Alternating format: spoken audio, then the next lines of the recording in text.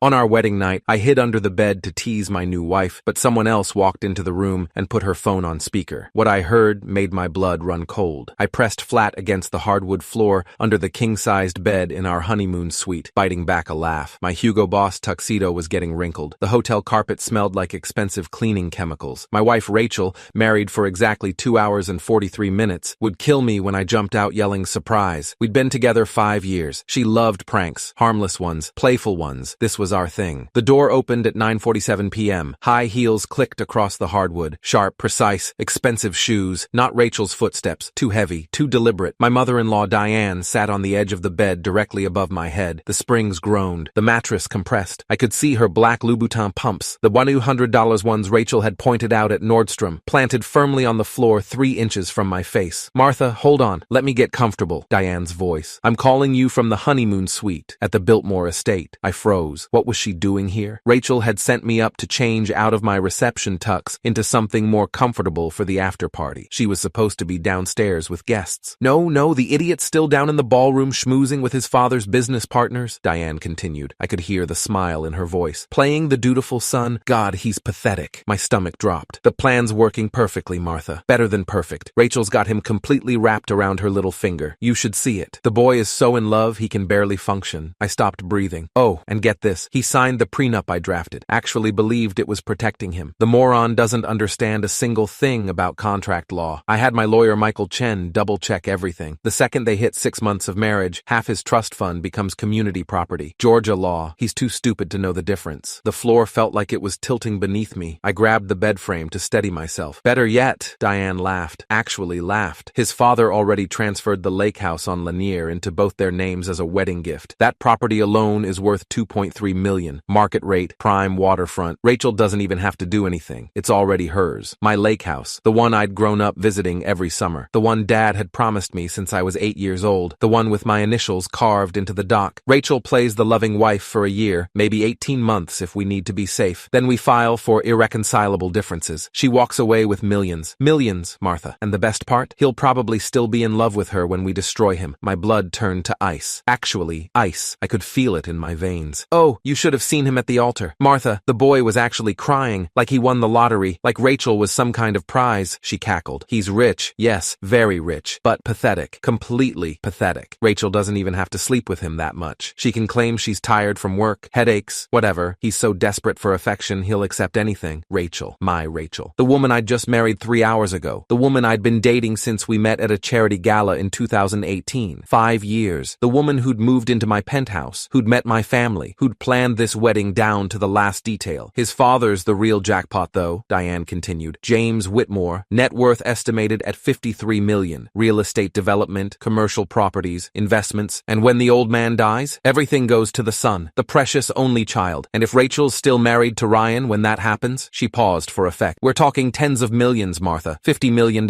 maybe more. Rachel just has to stick it out, play house, pretend to be the devoted wife. And when James dies, he's 68 now, not exactly young, we cash out." I felt like I'd been punched in the stomach, like someone had reached into my chest and crushed my heart with their bare hands. Diane stood up, the springs released. Her heels moved toward the door. "Anyway, I have to get back downstairs before anyone notices I'm gone. Can't have people asking questions about why the mother of the bride is missing during cocktail hour. Keep this between us, Martha." Rachel's playing her part beautifully. She even convinced him to fire his own lawyer and use mine for the prenup, Michael Chen. Can you believe it? The boy signed documents drafted by my attorney and thought he was protecting himself. She laughed again. "That sound would haunt me forever. I'll call you tomorrow. We'll celebrate properly once this circus is over." The door opened, closed, silence. I lay there under the bed, shaking, not from cold, from rage, from betrayal, from the complete destruction of everything I'd believed for 5 years. Rachel didn't love me. She never had. 5 years of lies, every kiss, every "I love you," every moment I'd thought was real. Our first date at the Fox Theater, the weekend we spent in Savannah, the night I proposed on Stone Mountain, all of it was fake, a con, a performance. I pulled out my phone with trembling hands. Thank God I'd had it in my pocket. I opened the voice memo app. Then I realized I hadn't been recording. I'd heard everything but had no proof. No, wait. I scrolled through my recent calls. There, the call log. I'd been on the phone with my groomsman Marcus right before coming upstairs. The call had never disconnected. We'd been on speakerphone discussing the after-party plans. I called him back immediately. Whispered, "Marcus, tell me you heard that. Ryan, where are you? Why are you whispering? Did you hear anything just now? On the call? It should have still been connected." "Yeah, I heard everything, left my phone on my table and went to get a drink. When I came back, this woman was talking about, holy shit, Ryan, was that your mother-in-law? Record it. If you still have the call history, screen record it. Save the audio file. Send it to me right now. On it. My phone buzzed 30 seconds later. Audio file. 4 minutes and 37 seconds. I played it back. Every word clear. Undeniable. I had evidence. I crawled out from under the bed, sat on the floor, tried to think through the rage. My hands were shaking. I'd never felt this kind of anger. Not when competitors had tried to sabotage my deals. Not when business partners had betrayed confidences. This was different. Personal. Intimate. Devastating. Rachel knocked on the door. 3 soft taps. Babe, you in there? I steadied my voice. Years of business negotiations had taught me how to mask emotion. Yeah, just changing. Give me 5 minutes. Okay, but don't take too long. Everyone's waiting for our first dance, and your dad wants to make another toast, she giggled. He's already emotional. I think he's had too much champagne. Our first dance, as husband and wife, to Can't Help Falling in Love by Elvis, the song we'd chosen together, the song that now meant absolutely nothing. I'll be right down, I said. Her footsteps retreated down the hallway. I called my lawyer, my real lawyer, not Michael Chen, the one who'd drafted the prenup, the one Rachel had insisted we use because he's so good with estate planning. Tom Richardson, no relation to Rachel's family, picked up on the first ring. Ryan, congratulations, man. How's married life treating you? Tom, I need you to do something right now. I'm not joking. This is urgent. His tone changed immediately. What happened? Pull up the prenup that Michael Chen drafted, the one I signed last month. Papers rustled in the background. Tom was home, probably celebrating his own wedding anniversary, but he was dedicated. 26 years practicing law, 18 of those handling my family's legal affairs. Okay, I've got it. What am I looking for? Is it legal? Will it hold up in court? Long pause. More rustling. Ryan, where did you sign this? In Chen's office. Why? Because the notary seal is from DeKalb County, but Chen's office is in Fulton County. And the witnesses listed, let me check the bar registry. Typing sounds. Neither of these witnesses is a licensed attorney in Georgia. This prenup is invalid. Completely invalid. My heart raced. You're sure? Positive. The execution is fundamentally flawed. Wrong county filing, improper witnesses, the notarization itself is questionable. This wouldn't survive a preliminary hearing, let alone trial. Did Chen tell you he was licensed in Georgia? Yes, he said he'd been practicing family law here for 15 years. He's licensed in South Carolina, not Georgia. He can't practice law here. This entire document is worthless. The pieces clicked into place. Diane had deliberately used a lawyer who'd draft an invalid prenup, one that would appear to protect me but actually left me completely exposed. Tom, I need you to file for an annulment. Tonight, if possible. Monday morning at the latest. An annulment? Ryan, you've been married for 3 hours. I have proof of fraud. I'm sending it to you right now. I forwarded the audio file Marcus had sent me. Tom went silent as he listened. I could hear Diane's voice through his phone speaker. Could imagine his expression changing as the truth became clear. Holy shit, he breathed when it finished. This is fraud. Actual fraud. Inducement to marry under false pretenses. This is an annulment case. Clear as day. Can you have papers ready by Monday? I can have emergency papers ready by tomorrow. But Ryan, he paused. What do you want to do? You could handle this quietly. Annul the marriage. Walk away. Or what? Or you could expose them. Make this public. Make sure everyone knows what they tried to do. I thought about it. About Rachel downstairs in her white dress. About Diane schmoozing with my father's friends. About 5 years of calculated deception. About how many other wealthy men they might have done this to. Might do this to in the future. I want to expose them, I said. Publicly. Tonight. Are you absolutely sure? Once you do this, there's no taking it back. Your wedding will become a spectacle. Your family will be humiliated. The gossip will be brutal. My family is already being defrauded. I'd rather expose it now than let them steal millions. Then let's burn it all down, Tom said.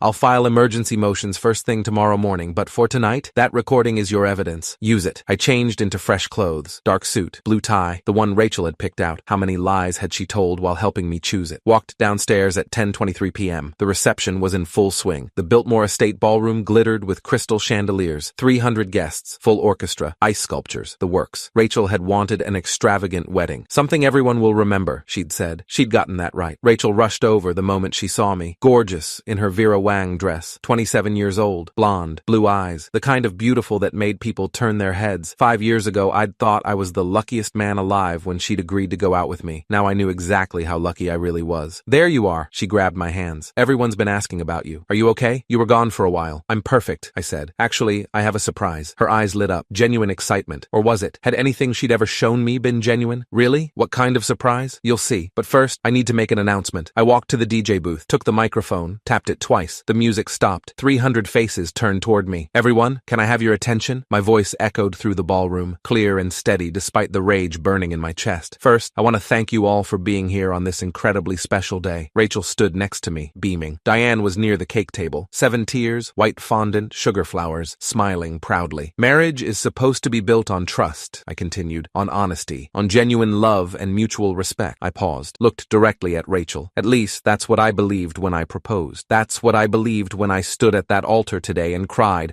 watching my beautiful bride walk down the aisle. Rachel's smile faltered slightly, just a flicker. But sometimes, I said slowly, people lie. Sometimes you spend 5 years with someone. You share your life with them. You introduce them to your family. You talk about having children. You plan a future together, and none of it is real. Ryan, what are you doing? Rachel whispered, close enough that only I could hear. About 45 minutes ago, I said to the crowd, I went upstairs to our honeymoon suite. I wanted to surprise my beautiful bride, maybe jump out and scare her when she walked in. We love pranks. It's our thing. I could see people smiling, thinking this was leading somewhere sweet. But I hid under the bed, and someone else walked into the room first. Diane's face went white, actually white. The champagne glass in her hand started shaking. Someone who didn't know I was there, someone who made a phone call on speakerphone, someone who told her friend Martha everything. Rachel grabbed my arm. Ryan, stop, please. We can talk about this. I pulled away gently, professional, calm. I recorded the entire conversation. Actually, my groomsman Marcus did. We were on a call that never disconnected. Lucky break, right? I pulled out my phone, connected it to the sound system. The DJ looked confused but did as I gestured. Let me play it for you, all of you, so you can hear exactly what kind of woman I married. I hit play. Diane's voice filled the ballroom, crystal clear, undeniable. The plan's working perfectly, Martha.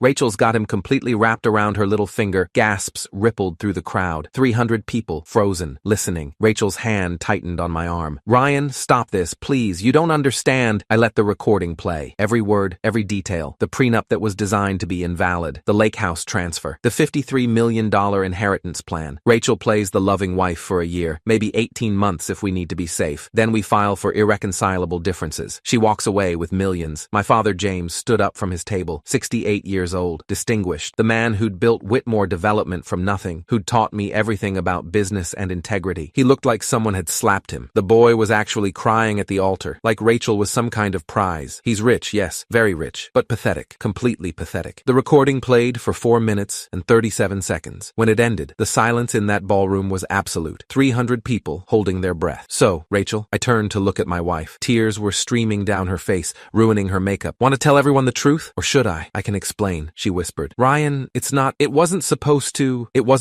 what? I wasn't supposed to find out. I wasn't supposed to hear your mother admit you've been conning me for 5 years. She couldn't answer, just stood there crying. I turned to address the crowd. Ladies and gentlemen, I want you to know something. My lawyer, Tom Richardson, is filing for an annulment Monday morning. Fraud invalidates marriage contracts in Georgia. The prenup was drafted by an attorney not licensed in this state. It's completely invalid. The lake house transfer can be contested as fraudulent inducement. All of it unravels. You can't do this, Diane shrieked. She pushed through the crowd, champagne sloshing from her glass. That recording is illegal. You can't use it. Actually, Mrs. Richardson, I can. Georgia is a one-party consent state. As long as one person in a conversation knows they're being recorded, it's completely legal. Marcus knew he was on the phone with me. You just happened to be loud enough for him to hear. Tom had coached me on this during our call, had made sure I understood exactly how the law worked. My father stepped forward. He'd been silent since the recording played. Now he looked at me with an expression I'd never seen before. Pride mixed with fury. Son, is every word of that recording true? Yes, Dad. He turned to Diane, to Rachel. His face hardened into something cold and terrifying. Security, escort the Richardson family out of this building, immediately. What? No, Rachel screamed. This is my wedding. You can't. This was never your wedding, I said quietly. It was a heist, a con, a carefully planned theft, and it's over. 4 security guards moved in. The Biltmore Estates security team. Professional, efficient. Diane tried to argue. You have no authority. We're guests. You can't just throw us out. This is a private event on private property, my father said coldly, and you're no longer welcome. Remove them. The security guards took Diane by the arms. She fought, screaming about lawyers and lawsuits and false accusations. But 300 witnesses had just heard the recording. 300 people who knew exactly what she'd done. Rachel grabbed my hand. Ryan, please, I'm sorry. I'm so sorry. It started as a plan, but I did develop feelings. Real feelings. These past 5 years, You developed feelings? I pulled my hand away. You just heard your mother say you didn't even have to sleep with me much. That you could claim headaches and I'd accept it because I was so desperate. That I was pathetic. And you never once corrected her. Never once told her the plan was off because you actually cared. I wanted to. I tried. But my mother, your mother who you've been conspiring with for 5 years. Your mother who helped you draft a fraudulent prenup. Your mother who laughed about stealing my inheritance. Security had Diane at the ballroom exit. She was still screaming, still threatening legal action. Rachel turned back to look at me one more time as security guided her toward the door. Her mascara was ruined. Her hair was disheveled. Her white dress had a champagne stain from when Diane had spilled her glass. "I loved you," she sobbed. "I really did. Maybe not at first, but eventually." "No, you didn't," I said. "But you're about to learn what it feels like to lose everything." I turned to my father. "Dad, can you have our lawyers freeze the lake house transfer?" He pulled out his phone, smiled. Actually smiled. "Already done, son. I called Tom Richardson during the recording. The property transfer is being contested as we speak. Emergency motion filed electronically 20 minutes ago." I looked at him. "You knew?" "I suspected something was off when Rachel insisted on using her own lawyer. Your mother, God rest her soul, always said to trust your gut. Mine was screaming, so I had Tom do some quiet digging, found enough red flags to make me nervous, but I needed proof. You just gave it to me." Security escorted Rachel and Diane out of the ballroom. Their screams echoed through the hallway,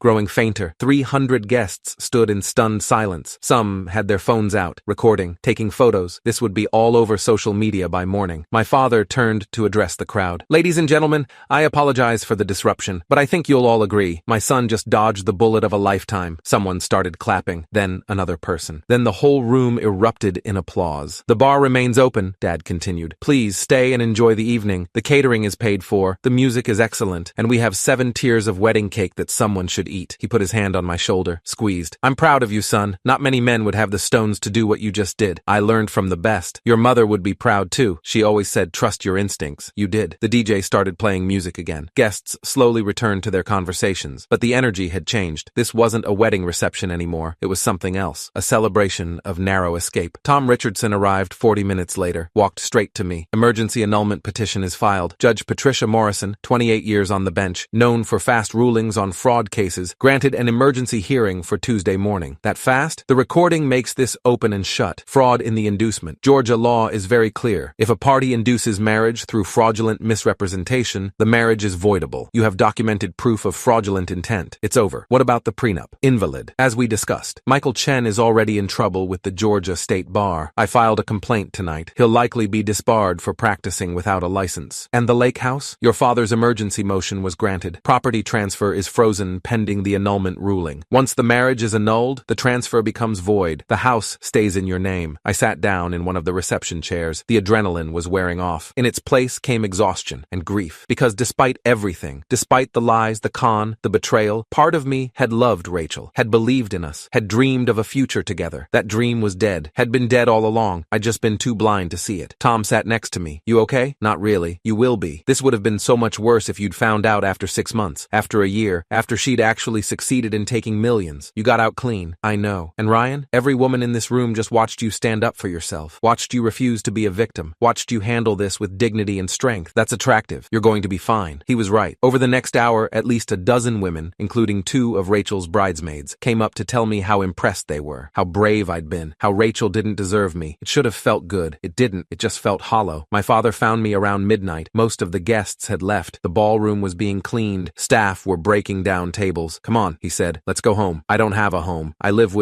with Rachel. You have the penthouse, your name, your property. She has 48 hours to collect her belongings with a police escort, and then she's out. Tom's already arranged it." We drove back to my penthouse in Buckhead, 23rd floor, 2 bedrooms, floor-to-ceiling windows overlooking the city. Rachel's stuff was everywhere. Her clothes, her books, her yoga mat in the corner. 5 years of shared life scattered through the apartment. "We'll have movers pack it up," Dad said. "You don't need to deal with this tonight." I stood at the window, looked out at Atlanta's skyline, at the city lights stretching to the horizon. How did I not see it? I asked. 5 years, Dad. 5 years, and I never saw through her. Because you loved her. Because you trusted her. Because you're a good person who assumes other people are good too. He stood next to me. "That's not a weakness, son. That's humanity. Don't let her take that from you." I feel like an idiot. "You're not an idiot. You're a victim of fraud. There's a difference. And you handled it perfectly. You gathered evidence. You got legal counsel. You exposed the truth. Most people would have fallen apart. You dismantled them." The annulment hearing was Tuesday morning at 9 a.m. Fulton County Superior Court. Judge Patricia Morrison presiding. Rachel showed up with a different lawyer, not Michael Chen. He was already suspended pending the bar investigation. Some attorney named David Walsh who looked uncomfortable from the moment he walked in. Tom presented the evidence, the recording, the invalid prenup, the fraudulent property transfer, the testimony from my father about how Rachel had insisted on using her own lawyer. Judge Morrison listened, reviewed the documents, asked a few clarifying questions. Then she ruled, "I've practiced family law in Georgia for 30 years. I've never seen fraud this calculated, this deliberate." She looked at Rachel with disgust. "Mrs. Whitmore, or I should say Ms. Richardson, since this marriage is about to be dissolved, you entered into this union with the express intent to to defraud your spouse. You systematically planned to steal his assets. You manipulated him into using an invalid prenup. You and your mother orchestrated one of the most cynical cons I've witnessed in my career. Rachel stared at the table, wouldn't make eye contact. The annulment is granted. The marriage is void ab initio, from the beginning, as if it never happened. The property transfer is voided. All marital claims are dismissed. Ms. Richardson, you are ordered to vacate Mr. Whitmore's residence within 48 hours with police supervision. You are further ordered to have no contact with Mr. Whitmore except through attorneys. Violation of this order will result in contempt charges. The gavel came down. Rachel stood slowly, looked at me one last time. I hope you're happy. I'm not happy, I said, but I'm free. That's better. She walked out. Her lawyer followed. The door closed. Tom turned to me. It's over. Just like that? Just like that. You're officially not married. Never were, legally speaking. The slate is clean. 3 months later, I'm sitting in my penthouse writing this story. The lake house is still mine. Rachel moved back in with her mother. Diane is facing fraud charges. The DA took an interest after Tom forwarded the evidence. Trial is set for next spring. Michael Chen was disbarred. His entire practice is under investigation. Rachel's Instagram, where she'd posted hundreds of photos of us together, always with captions about true love and soulmates, is deleted. Gone. Like our relationship never existed, which, legally, it didn't. I'm dating again. Slowly, carefully, with background checks this time. Tom recommended a private investigator who specializes in vetting potential partners for high net worth individuals. It feels cynical, but I'm done being naive. My father jokes that I should write a book. How to dodge a gold digger in one easy step. Hide under the bed. People ask if I'm angry. If I hate Rachel, I don't. Hate requires energy I don't have. Anger requires caring about someone enough to be mad at them. I'm just done. With her, with the lies, with the 5 years I'll never get back. But I learned something valuable that night under the bed, listening to Diane's phone call. Sometimes the universe does you a favor. Sometimes you get lucky. Sometimes you find out the truth before it's too late. And when that happens, when you get that gift of clarity, you don't question it. You don't second guess it. You take the evidence. You call your lawyer. You burn the whole thing down. And then you walk away from the wreckage with your dignity intact. Rachel thought she'd married a pathetic rich idiot she could manipulate and rob. Instead, she walked out of that ballroom with nothing but a ruined wedding dress and a fraud charge. I call that justice. They'd planned my destruction for 5 years in secret. I dismantled their entire scheme in 4 minutes and 37 seconds of recorded audio. And honestly, it felt better than any wedding would have.